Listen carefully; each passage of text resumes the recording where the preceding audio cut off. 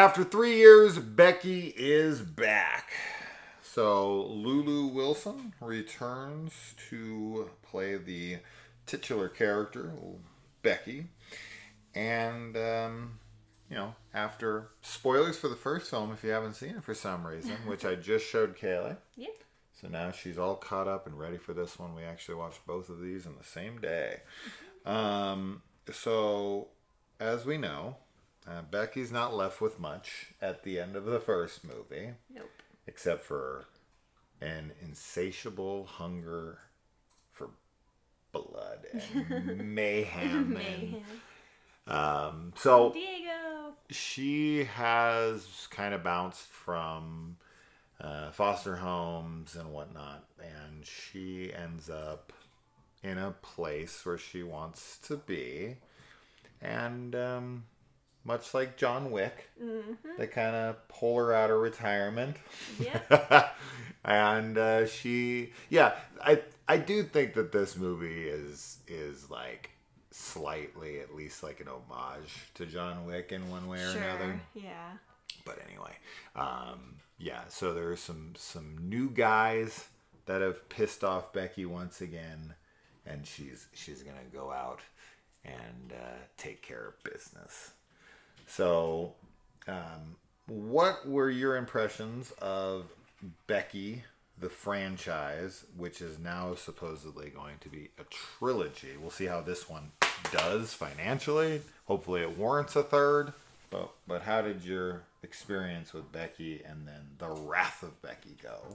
I really like the franchise so far. I think that it's a really good, revenge series. I find it to be really satisfying, and I like that, we kind of see her grow. We're seeing her grow up, so it's like a coming of age, but in it's like a psychopath's coming of age kind of thing. But I always find it interesting to have female killers and female centric movies where they're the ones that are mainly violent, because that's something that I think a lot of women repress in themselves, and I think that film lets us explore what that would be like the differences between a female or a male killer, I guess. Yeah. But the first one I was really into. I like all of the angst and rage of a teenager who's lost a parent, and I think that that's all translated really well in the story and in how she behaves, and I just really felt the catharsis. Yeah. And I liked this one too. I think that this one was just as good as the first for me. Definitely they do a great job at setting up characters like the antagonist, even though she's kind of like an anti-hero. Definitely. That are very despicable, you just hate them and you want to see them get their comeuppance, and it's, like I said, just very satisfying when they do. When we were watching the second one, The Wrath of Becky, you had mentioned that it does kind of get a little ridiculous, which that's definitely something that I think happens. I feel like the first one was fairly grounded in reality in most respects, but I think that this one gets a little kind of silly, but in a fun way, and I didn't hate it or anything. Yeah, I mean, obviously in the first movie, Becky is thrust into this predicament, and since that, she now is kind of looking for it. Mm-hmm. Right? So in the first movie, she has no real choice but to either give up or keep fighting. Mm-hmm. As to where with this one, she's very much seeking it out. Yes. I definitely like that change. Now, as far as the kills and the villains and whatnot, it's definitely very similar in a lot of ways, right? The bad guys especially are pretty damn similar when it comes to beliefs and whatnot. They very much target the most unlikable people. I'm curious on what the third movie will be. There's just like a couple groups of people left that are just, I kind of think, are mostly universally disliked, outside of the extremist idiot groups that they're part of. Yeah. But the rest of the like more grounded and intelligent world despises these people. But yeah, so as far as now we get Sean William Scott here, which I'll be curious on where, like, once again, if they do get to make the third movie, because it very much leaves it off for a third film. And as you said, this one is definitely more ridiculous than the last one. The last one, is it possible? Sure. Is there things in this that are impossible? Absolutely. Yes. There's some silly stuff in here for sure that you kind of just have to go, okay. Yeah. And when you're into a movie, you can do that. When you're not into a movie, you get agitated by it. But in the first movie, you got Kevin James, who, of course, is known for Paul Blart Mall Cop and, goofy ass movies. And he's like a very silly actor. And he plays this like skinhead leader with swastikas all over his body, and he's, killing kids and everything. Like it's a much different character. Right. And secondly, now we've got Sean William Scott, who's most known for his character Stifler in the American Pie movies. And a lot of the times now, Sean William Scott has definitely been in action movies and in more serious roles. But I think people know him best for like his comedic work. Yeah. And so we've had two main villains now who are known for comedy being used. Now, the films are like dark comedy, action, horror. I don't know. I don't know if I'd classify it as horror. The only thing that makes them horror is like how the kills are set up and done. Yeah. That's like the only horror-esque thing. And like I guess you could argue like the realistic horror of like the villains, kind of a thing. Sure, but this is like Home Alone meets like a Die Hard or whatever, right? Like that's the kind of setup. There's like the terrorists and there's the one wild card running around on the outside. That's the first movie, right? That's very, very Die Hard. She's taken out the villains who are unsuspecting of someone being out on the loose as they have hostages, and she takes them out one by one. As to where in this film, she's kind of like hunting them, and they don't really have that upper hand as much. But yeah, in the third film, they're gonna get like, somebody like I'm trying to think of like who's a lesser known, like a Rob Schneider. Adam Sandler. Oh my god, will be the friggin' killer in the third one, and he'll be like, some horrendous. I'm trying to think of like what group they can go after next, like online trolls. It kind of feels like they're sticking with a theme. Yeah, like I think that it's gonna still kind of be trending in that direction, and I like both of the main villains. Like I think that they do a good job. Like I was saying, I mean they're very unlikable and just kind of like disgusting humans. So I was happy with their performances. Yeah. But I really like. I mean, I think her performance obviously is like the shining like star of the show.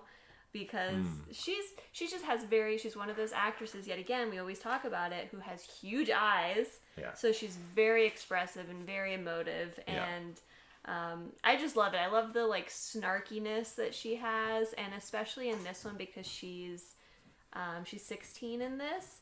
So she's like, I'm pretty sure she's a later teenager. Yeah, she's 16, I think. She just is embodying even more of that like hormonal like snarky teen vibe, and it works really well. Other familiar faces that you'll recognize in here is Joe Larson, who played Deborah Logan. In The Taking of Deborah Logan. She doesn't have a big part, but as soon as she popped up, or she's the shushing girl in in Shutter Island. I have to say, because she looks terrifying in both of those movies, especially in Deborah Logan, but I think that she is like such a pretty older woman. Like every time I see her when she's not like made under to look scary, I just think that she's like really beautiful and graceful looking. So we also get Malachi himself, Courtney Gaines in here from The Burbs and all sorts of shit. He has some funny moments for sure. I really like that. And surprisingly, for me, for sure, and her name's in the opening credits, so it's not like a surprise. Mike Flanagan's wife, Kate Siegel, or I guess Mike Flanagan is her husband. Right. Yes.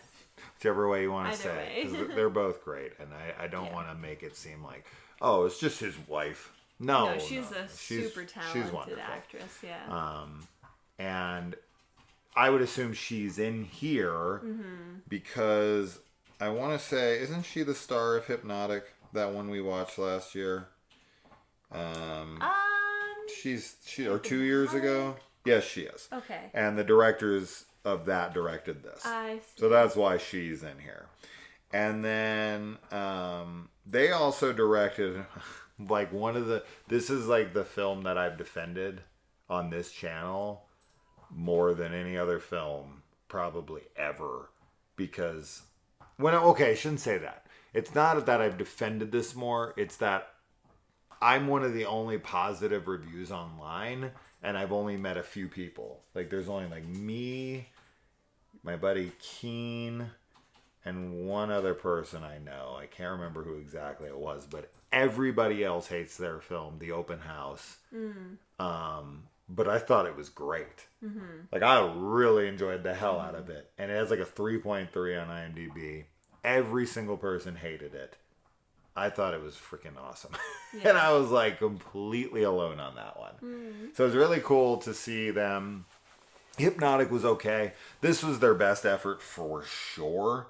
And their next production is called Sick. I know nothing about that one. An attentive mother turns to violence in an effort to retain control of her young daughter after the girl's new friendship threatens to upset the balance. I don't know what the hell. Doesn't really say much there, but I'm hoping that I don't know. Maybe we can get different directors for every movie. So the third one. I'll be really curious to see where they go with the third one because of how this ends. Yes, me too. The ending of this is absolutely ludicrous. It's so funny. But the film is very playful and silly, and at this point it's very self-aware, even though it's only the second movie. I feel like it's even more self-aware than the first one.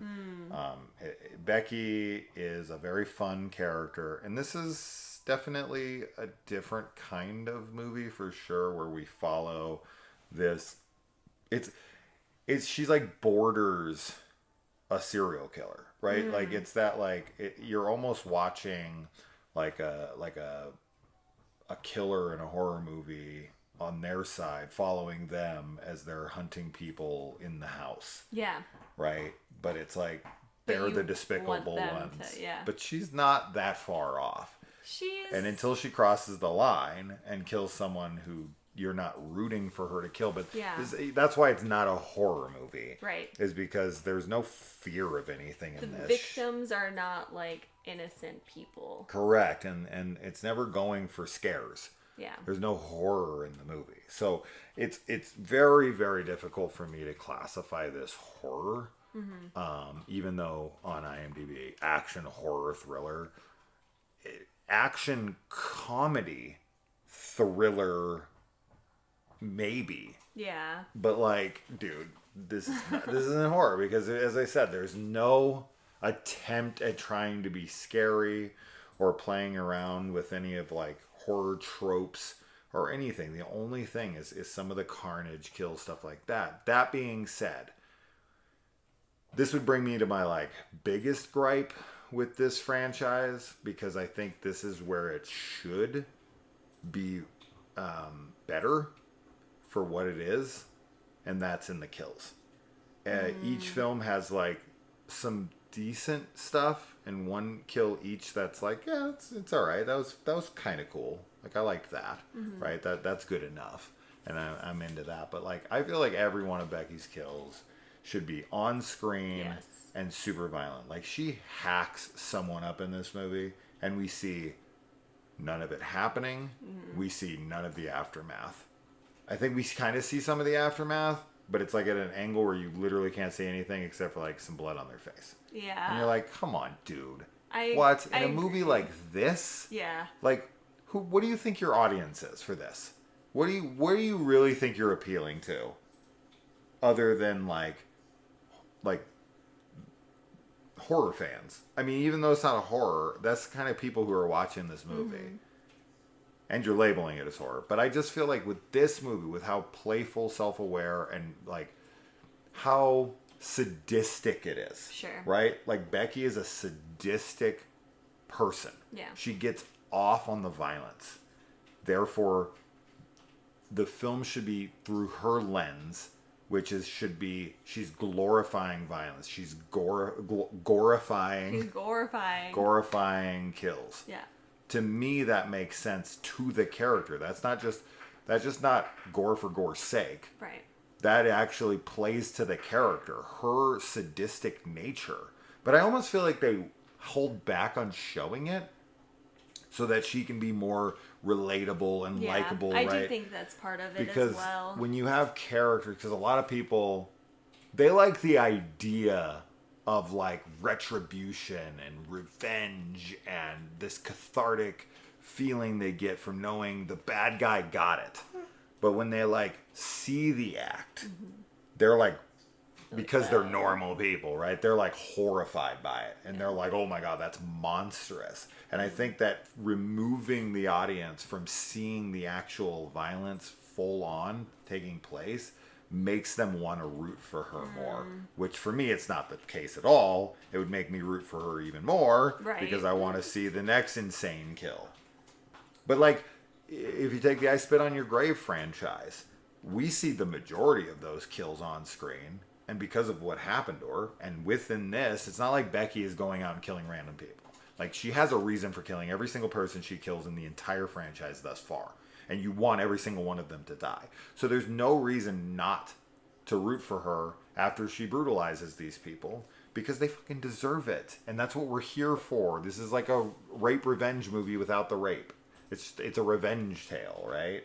And like with John Wick, we're going to see every bullet go through the head. And we still love John Wick. Yes, you do.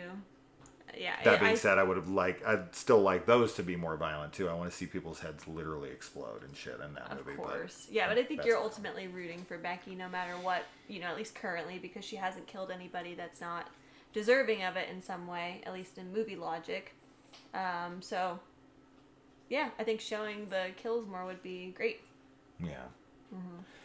But yes, as Kaylee said, I would equate it to the first, with maybe this one having an edge. I like the showdowns in the end a little better with this one.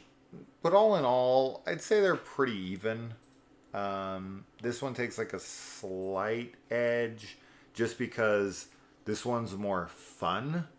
And the last one has some more serious bits because of the dad and because of the kid and the mom, and there's some like more dramatic moments, and this one doesn't really go for that. This one's mostly all just like fun black comedy, death. Yeah. Becky is a total psycho. And yeah, we'll see where the third one takes us if we ever get it. But this one took 3 years. So the next one might take another 3 years. And by that point, this Lulu Wilson's going to be like in her 20s. So I don't know. Like, will the kid thing play anymore if she's not a kid, right? Like, I think that a big selling point for this franchise is that she's this underdog child who you're kind of enamored by, because it's like, oh, look at like Macaulay Culkin taking on Joe Pesci and whatever. Like, you know what I mean? Like, Daniel Stern, will you still root for her? Or not, I shouldn't say root for her. You'll definitely still root for her, because if someone's a piece of shit, the person can be 90 going after them. But will it still be the same feeling if she's like a 20-year-old doing what she's doing at the end of this movie? Right. Will it feel like the same franchise? I don't know. I guess it's I just mean, because yeah. it's of her performance. I just think that the gimmick of this franchise is that she's a kid who kills big men. Yes. And if she's not anymore, especially where she lands at the end of this movie, it's like it's a totally different game now. Yeah. Yeah. Which is fine because you're changing up the franchise. I just wonder if it'll, make it feel different in a bad way for people. I don't know. Yeah. I mean, maybe, but maybe not. We'll see. Yeah. But yeah, Wrath of Becky. There you go. We watched this a couple days ago, but we just couldn't get to the damn review, unfortunately.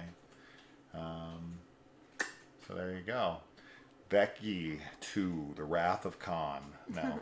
Yeah, the fact that they named the second movie The Wrath of Becky, that had to be a nod to Star Trek, but maybe not. I don't know. Maybe. Maybe not. It is. All right. Anything more? No. All right, guys. Well, are you a fan of the Becky franchise? Do you want to see a third film? Did you like where this one ended? Did you like the kills? Are you with us when it came to this needs to be gorier? Did you think this was too violent? If you are, you should unsubscribe because this channel, we like that gore. Yeah. We like them kills. Yeah. We like that blood and that Yeah. flesh Yeah. and the innards Yeah. and the sinew. Yeah. And the broken bones. Yeah. And the organs. Yeah. And you want to see them ripped out. And heads chopped off. Yeah. And things pulled apart. That's right. Well, I was Dave. She's Chainsaw. And we'll see you at the movies. All right, bye, guys.